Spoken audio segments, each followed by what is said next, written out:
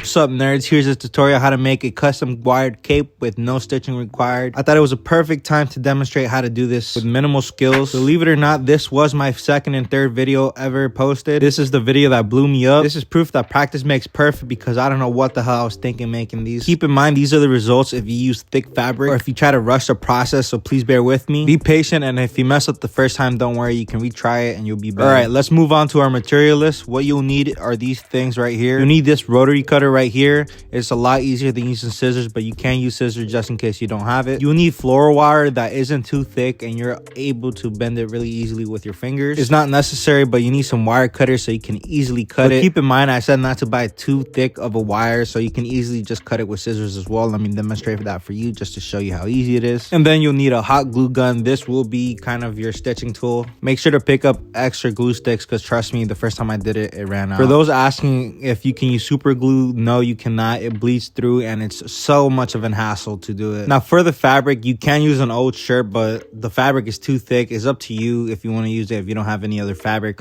But this specific fabric that I got was from Walmart, and I did only get it for $1.67, believe it or not. This is how they look like in the arts and crafts section, and there's so many colors to choose from, so don't be shy. Get a lot of fabric only for $1 and something cents. Grab a lot. The type of cape I'm gonna do is a dual layer cape that has two colors. It's a lot easier if you do a cape that just has one color. You won't have to layer fabric, and the cape will be thin enough for you to do anything. Even with double layers, it is thin compared to the shirts. All right, so the first thing you want to do is lay your fabric very flat. You want it to be perfect, just iron the fabric, but I'm not gonna do all that. So yeah, there's two methods. There's a tracing method, and then there's also the freehand method. What I'm gonna do is a tracer method. You grab an original Marvel Legends plastic cape and you just trace over it to see what shape you want. So right here you see that I'm putting the cape by itself. What a cape is essentially a large triangle. What you want to do is just trace it with this tool right here, and I said it's so much easier for you to cut it. You do want to trace it a little bit further than the cape because what you're essentially going to do is fold the fabric to make a stitch with the hot glue gun. So just make sure you're tracing a little bit further than what you're required to be. And if you want your cape to be extra long, just make it larger. You could put a figure in the middle and then just trace a large triangle just to pretty much show what you want. I will be freehanding one just to show you guys how it will look and what shape you need to draw. Try to make sure when you're cutting in a straight line. This is why I recommend this tool and not scissors, because with this tool you can make straight lines, and sometimes scissors you can just make jagged cuts. So yeah, just be careful. But yeah, you essentially just cut off a shape of a cape, and that's pretty much it. But yeah, essentially this will be the base cape shape, unless you want to do like a moon design like Moon Knight, or if you want an extra long cape from the sizes, then you'll edit the shape. Right here you see I'm cutting off extra excess fabric that isn't straight. I'm just straightening up the little bits before I start, and this is worth doing. The reason it's worth doing it before is because you don't want to keep going back and forth while you're already building the cape. You can see here that I didn't do it on certain stuff, and that comes to bite me back later in the tutorial. So once you have your capes lined up, what you want to do is grab your wire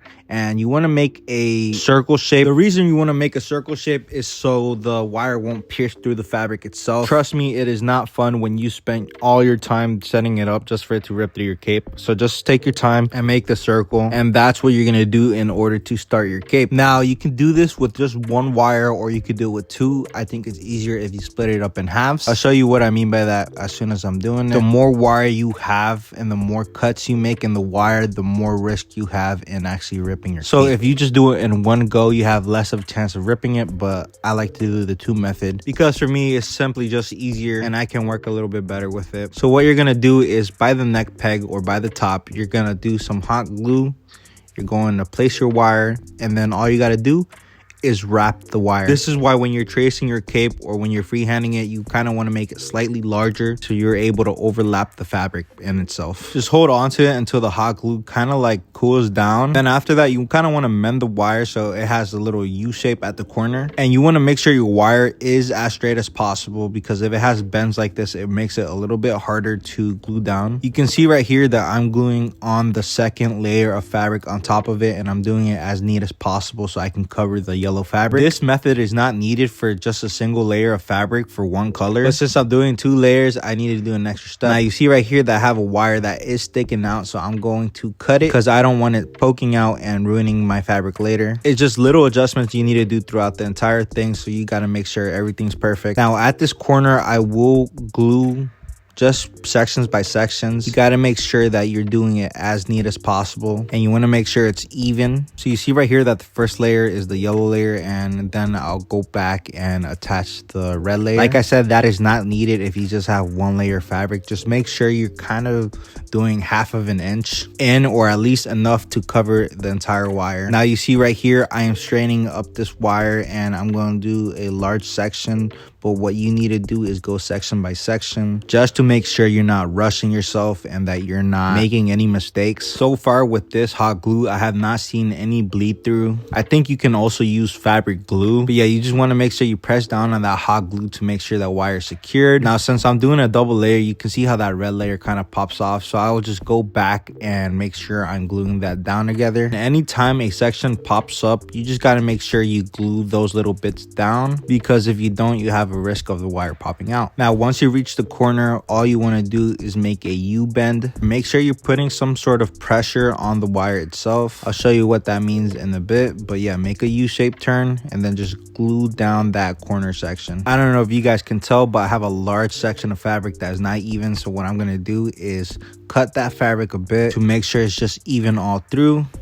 Right there. Now this is what I mean by going back and gluing parts that lift up. Just make sure you're getting all that glue down there, and make sure you're not doing way too much so where the liquid comes out. Just go back and clean your mistakes. Now on that corner, you want to do a bend. We're going to make sure to stretch out the entire wire. Now make sure that if your wire does run out, you are making that U shape instead of just leaving it straight. And this is where pressure does come in. I'll go more into depth of what that means, but make sure you are doing that circle bend at the end of the wire. Don't worry about those corners for now. What you want to do is just glue down the bottom part of the cape. I think the bottom part is the easiest thing because you can just do a long stretch of glue and then just bend the fabric down and make sure everything's in place. You guys see yourself that that corner is raised, so what we're gonna do to clean that up is just go back and make sure everything's down. What you're gonna do for this corner here is you're gonna hot glue the corner just a tad bit and make sure that piece is flat as it can be. And whatever fabric you have left, just cut it out. And then there you go. You have a perfect corner, and I think that looks as neat as you can do it. So to start off our next corner, I noticed that I have a ton of yellow fabric in access. So what I'm going to do is just trim that down. Then I want to test to make sure that I did properly cut it and make sure I have enough excess fabric to make sure that it will cover the wire perfectly and evenly. And I think it will look good so far. What you want to do is grab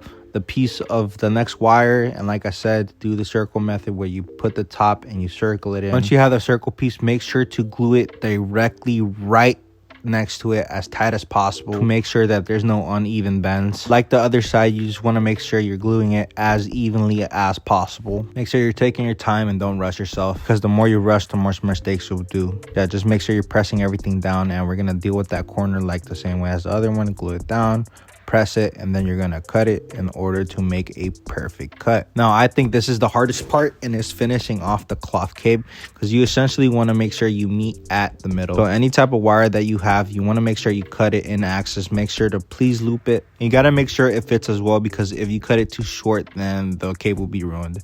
You want to make sure it actually touches the other wire. So yeah, you're gonna want to fit that in. You want to make sure there's firm pressure as well. Now this is the part where I made a mistake and I rushed. What I should have done is cut that corner to make it a slit, but instead I just glued it down, and then I had to go back and try to fix that mistake. But yeah, I glued it down, and then I realized, oh wait, I can't actually close that. So I went back and cut the corner with the scissors. Make sure you just cut that corner to make life a lot easier for you. Then you just want to do the corner method and make sure you're cutting off the excess. Make sure you're kind of like kneading up the cape itself. And there you go, you have a custom cape. Now I'm going to show you how to actually put it on. Please be advised when doing this. This is very dangerous. But what you do is grab a lighter and just burn off those freaking loose fabrics. Make sure not to hover for too long, because then you will burn yourself or the fabric. This work wouldn't be necessary if I just went back and when I cut it, I just cut it off neatly. So that's why I recommend please taking your time to make sure everything is perfect. Just glue down everything. This is a cape for Adam Warlock himself. What you're gonna do is you're gonna make sure to take off the head. Right in the middle of the cape, you want to make a hole. You want to make the hole big enough so where the neck actually slides through.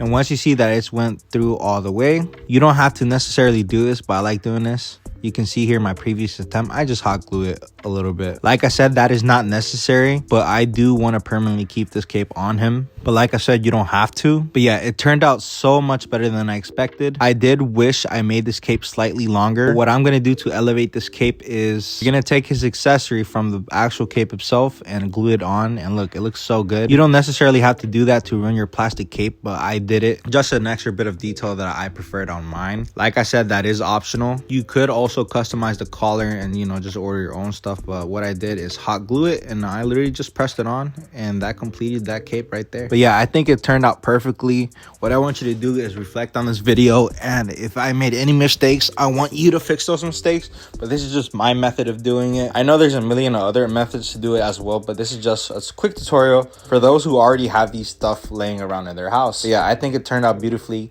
My V2 cape will be a lot longer, but yeah, I'm so happy on how it turned out, and it's definitely better than my first few attempts, so I'm very proud of it. Technically, this is a 2-wire cape, but it has 3 wires, 2 on the side and 1 at the bottom, but I only use 2 wires. But yeah, this is just an end-up tutorial on how to make a custom wired cape. I did leave it so you can download the video and you can go back by yourself in order to do it slowly with me. But yeah, if you enjoyed it and you want more tutorials, please make sure to leave a comment, like, and follow for more.